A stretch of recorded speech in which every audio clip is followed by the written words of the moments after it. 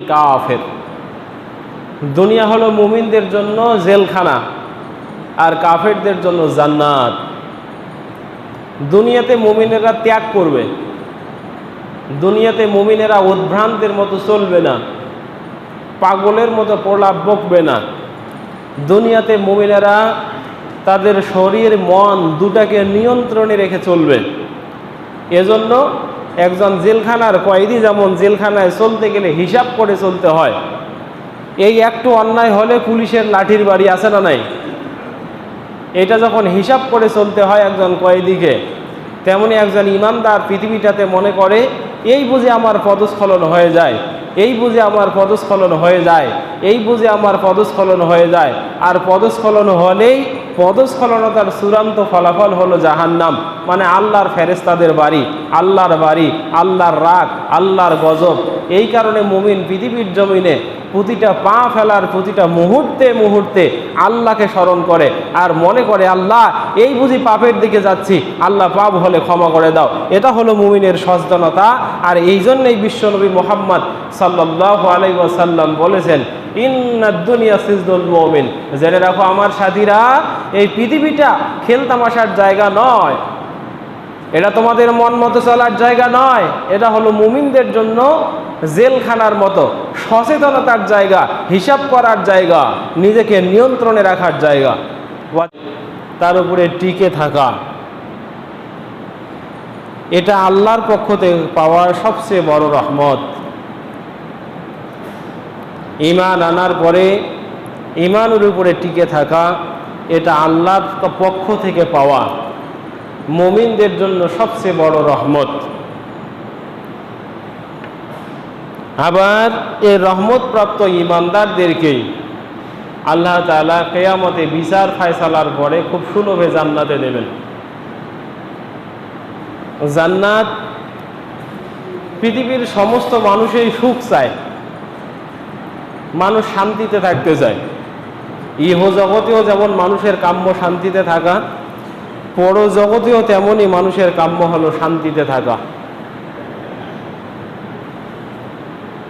তবে শুধু চাইলেই পাওয়া যায় না, কোনো কিছু প্রাপ্তির জন্য তার আগে ত্যাগ স্বীকার করতে হয়। আল্লাহ রাব্বুল আলামিন এই পৃথিবীর জমিনটাকে তেমনই বিশাল পাওয়া জান্নাতের জন্য ত্যাগের জায়গা স্বরূপ বানিয়েছেন। এবং এখানকার ত্যাগটা কি, যেমন সহিহ হাদিসের ভিতরে এসেছে, তিরমিজির সহিহ হাদিস, আদ-দুনিয়া সিজনুল মুমিন ওয়া জান্নাতুল কাফির। দুনিয়া হলো মুমিনদের জন্য জেলখানা আর কাফেরদের জন্য জান্নাত।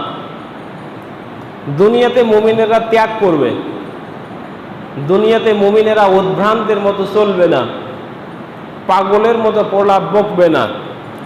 দুনিয়াতে মুমিনেরা তাদের শরীর মন দুটাকে নিয়ন্ত্রণে রেখে চলবে। এজন্য একজন জেলখানার কয়েদি যেমন জেলখানায় চলতে গেলে হিসাব করে চলতে হয়, এই একটু অন্যায় হলে পুলিশের লাঠির বাড়ি আছে না নাই, এটা যখন হিসাব করে চলতে হয় একজন কয়েদিকে, তেমনি একজন ইমানদার পৃথিবীটাতে মনে করে এই বুঝে আমার পদস্খলন হয়ে যায়, এই বুঝে আমার পদস্খলন হয়ে যায়, এই বুঝে আমার পদস্খলন হয়ে যায়। আর পদস্খলন হলেই পদস্খলনতার চূড়ান্ত ফলাফল হলো জাহান্নাম, মানে আল্লাহর ফেরেশতাদের বাড়ি, আল্লাহর বাড়ি, আল্লাহর রাগ, আল্লাহর গজব। এই কারণে মুমিন পৃথিবীর জমিনে প্রতিটা পা ফেলার প্রতিটা মুহূর্তে মুহূর্তে আল্লাহকে স্মরণ করে আর মনে করে আল্লাহ এই বুঝি পাপের দিকে যাচ্ছি, আল্লাহ পাপ হলে ক্ষমা করে দাও। এটা হলো মুমিনের সচেতনতা। আর এই জন্যই বিশ্বনবী মুহাম্মদ সাল্লাল্লাহু আলাইহি ওয়াসাল্লাম বলেছেন, ইন্নাদ দুনিয়া সিজনুল মুমিন, জেনে রাখো আমার সাথীরা, এই পৃথিবীটা খেলতামাশার জায়গা নয়, এটা তোমাদের মন মতো চলার জায়গা নয়, এটা হলো মুমিনদের জন্য জেলখানার মতো সচেতনতার জায়গা, হিসাব করার জায়গা, নিজেকে নিয়ন্ত্রণে রাখার জায়গা। ওয়া জান্নাতুল কাফির, আর যারা আল্লাহকে বিশ্বাস করে না, যারা মনে করে কোরআন তো ছাই, এরকম কোরআন আমার বাপদাদারা কতটা বানাইতে পারে, এই আসমান জমিনের এই বিশাল বিস্তৃতি এটা কোনো ব্যাপার না, আমার বাবারা ইচ্ছা করলে বানাইতে পারে, অথচ আসমান জমিন আর কোরআনের মতো কোনো কিতাব পৃথিবীর কোনো মানুষ বানাইতে পারে না। আমার মনে হয় কিছু মানুষ এটাকে হেয়ালিপনা মনে করে ওটা কিছু না, এটা এমনি এমনি হয়ে গেছে, এগুলার পিছনে কেউ নেই, তাই তার কাছে আল্লাহ কিছু মনে হয় না, রাসূল কিছু মনে হয় না, দিন ধর্ম কিছু মনে হয় না, সত্য মিথ্যার পার্থক্য সে কেউ করতে পারে না। এই অ্যাস লাইক অ্যাস বিস্টের মতো, পশু প্রাণীর মতো জীবন আচরণ করে, যার কারণে সে সামনে যদি হালাল পায় তাও খায়, হারাম পায় তাও খায়, যেটা চলে সেটাও সে চালাতে চায়, যেটা না চলে সেটাও সে চালাতে চায়, তার কাছে সবই সমান। এই কারণে পৃথিবীর জমিনে কিছুদিনের জন্য আল্লাহ তাআলা তাকে একটা প্রচুর স্বাচ্ছন্দ্য দিয়ে দেবে, আর স্বাচ্ছন্দ্য থাকলেই কি না থাকলে কি সবটাকে সে নিজের মনে করে, তাই সে খেয়ে ফেলে। আল্লাহ রাসূল সাল্লাল্লাহু আলাইহি ওয়াসাল্লাম এই দৃষ্টিকোণ থেকে বলেছেন এই দুনিয়াটা কাফেরদের জন্য জান্নাত, তার কারণ এই পৃথিবী তার জন্য আয়েশের জায়গা, আরামের জায়গা, খানা পানাহারের জায়গা। নবী আলাইহিস সালাতু ওয়াস সালাম বলেন, পৃথিবীর মানুষ শোনো, তোমরা যদি বুদ্ধিমান আর বুদ্ধিহীন মানুষকে যাচাই করতে চাও, তোমরা যদি দেখতে চাও কারা বুদ্ধিমান আর কারা বুদ্ধিহীন, কোন মানুষটা নিজেকে বুদ্ধিমান মনে করে আর কোন মানুষটা নিজেকে বুদ্ধিহীন মনে করে, কোন মানুষটা জ্ঞানীর কাজ করে আর কোন মানুষটা নির্বোধের কাজ করে, এটা যদি তোমরা সচক্ষে দেখতে চাও তাহলে দুই ধরনের মানুষের দিকে তাকাও।